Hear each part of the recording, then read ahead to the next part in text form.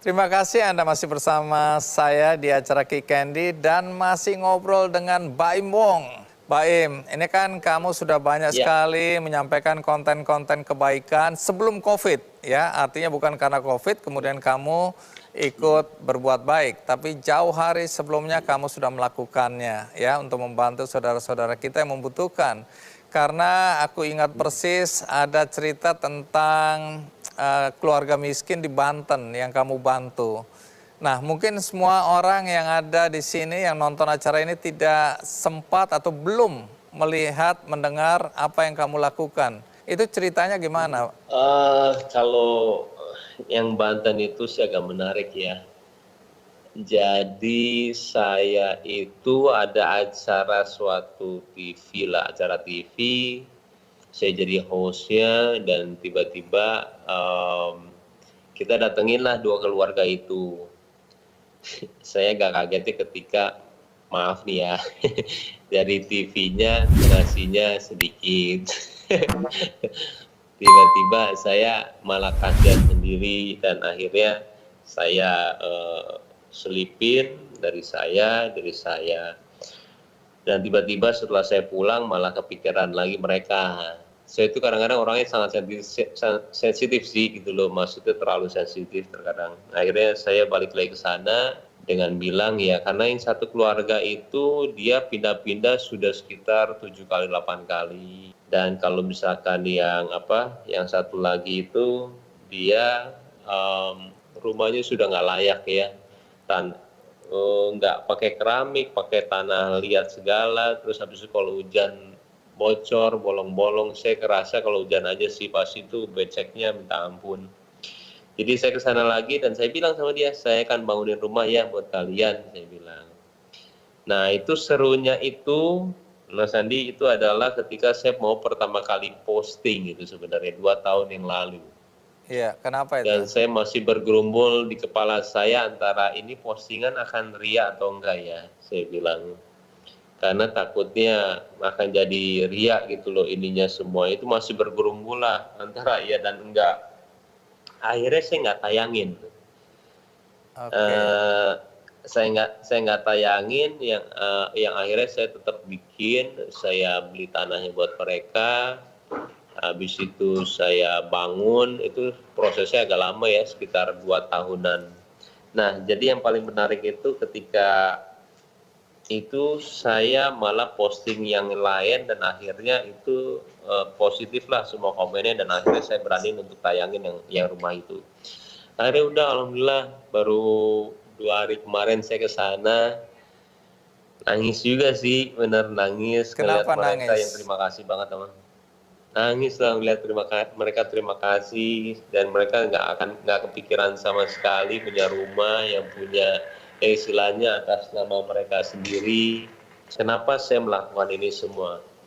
Karena saya itu percaya gitu loh. Dan di sini juga ada menurut agama saya di Quran juga dibilang kalau misalkan saya berpikir kalau keluarga itu melakukan kebaikan di rumah itu kayak sholat, memberi makan ke anaknya ataupun istirahat gimana, itu pahalanya sedikit akan ke kita.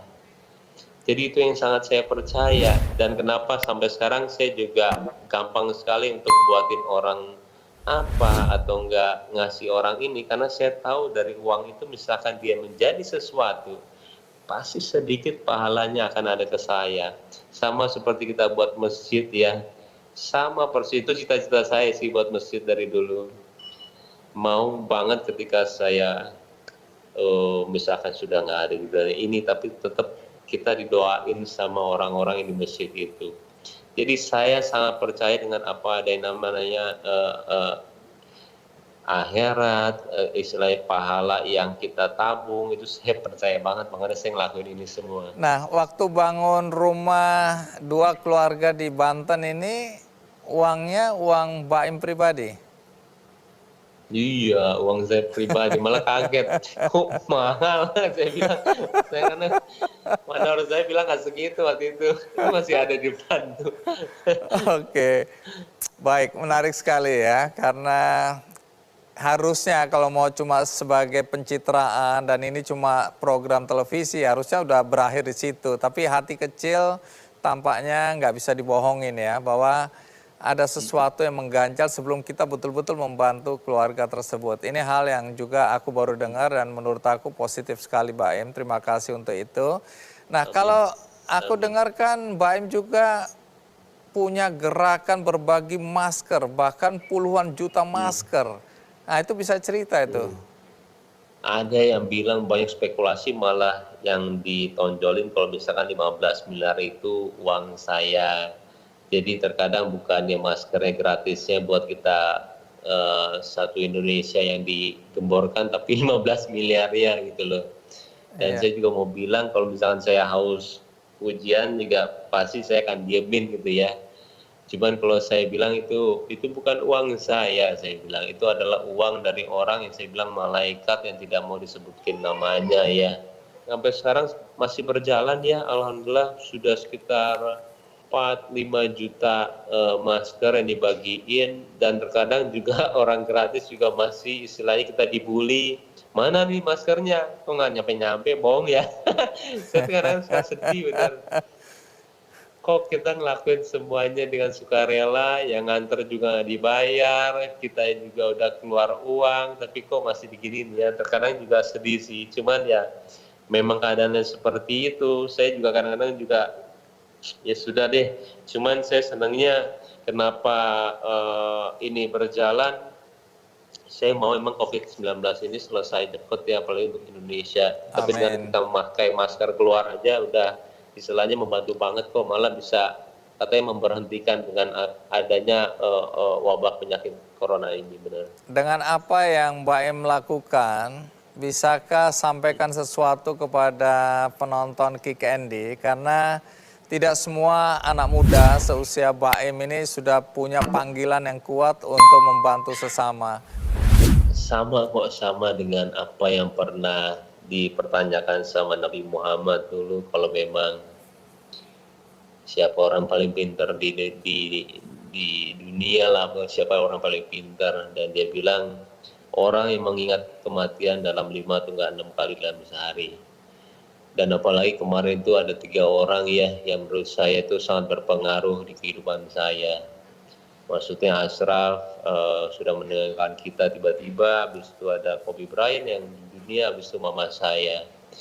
Jadi terkadang memang kita nggak hidup buat di sini kok gitu loh, kita hidup buat di akhirat. Berpulangnya teman saya Ashraf itu sangat tiba-tiba sekali, dan kita nggak tahu ya amal ibadahnya seperti apa. Mudah-mudahan juga saya berdoa banget semuanya dihapuskan segala dosanya dan amal ibadah diterima. Cuman di situ kan pelajarannya sangat kental sekali ya, kalau memang ibadah itu nggak bisa ditunda-tunda sama sekali. Dan terakhir kalau misalkan mama saya, kalau Kobi ya, saya belajar mengenai keluarga lah, gimana caranya sibuk-sibuknya apapun kita, saya harus mikirin keluarga. Tapi kalau mama, waduh, mama saya itu, saya mau meninggal seperti dia. Kenapa? Kenapa Jadi itu? benar-benar di keadaan. Saya ingat banget ketika saya masuk ke yang kuburnya itu, saya bertiga sama kakak saya, tiba-tiba pas disuruh azan itu, tiba-tiba saya disuruh azan. Dan saya baru tahu kalau di situ itu nggak boleh nangis. Saya kaget, waduh, sedangkan kita harus azan di sebelah kupingnya mama. Saya udah pikiran pasti nangis ini, saya nggak mungkin enggak. Cuman kata orang jangan nangis ya, karena nggak boleh Pak Mali. Akhirnya ya udah saya azan, dan nggak ada perasaan mau nangis sedikit pun di situ. Dan yang bikin seperti itu adalah ibu saya. Saya nggak pernah ngerasa dari awal dia meninggal, menghembuskan nafas terakhir itu, nggak pernah saya itu nangis, walaupun saya mau banget nangis. Sama seperti papa saya. Dan dia seperti kayak mama saya itu mempercayakan diri saya sekarang. Mama itu ada di tempat yang indah, Mbak In, jangan dinangisin. Benar-benar di tempat yang indah, jadi kamu nggak pantas untuk nangis. Malah seharusnya kamu melihat mama, apa yang mama lakuin itu supaya kamu seperti ini. Dan meninggalnya di hari Jumat juga. Jadi buat saya itu adalah komplit. Buat saya itu benar-benar istilahnya saya mau banget seperti itu. Dan sampai sekarang juga saya, iya kalau pesan buat semua orang ya, sangat simpel sekali. Benar-benar berpikiran buat akhirat. Kalau dunia itu kita ada di paling bottom atau nggak gimana, kamu pasti akan indah ke sana. Kenapa? Kalau kamu sabar, ada yang indah di depan kamu. Ini dunia mau bohongan semua, beneran. Oke, menarik ya. Berbuat baik karena kita tidak tahu kapan Tuhan akan memanggil kita ya. Jadi tanam kebaikan Benar. selagi masih ada kesempatan. Baik, Betul. Mbak Em, thank you banget, terima kasih banget ya. Sama-sama. Sudah berbagi cerita inspirasi di acara Ki Candy. Doa kami selalu untukmu, untuk Paula, untuk keluarga. Terima Karena kasih. senang sekali lihat ada generasi muda yang berbuat baik bukan untuk dirinya sendiri, tapi untuk orang lain. Sukses ya Mbak Im, ditunggu kreasi-kreasi berikutnya, ditunggu kebaikan-kebaikan berikutnya.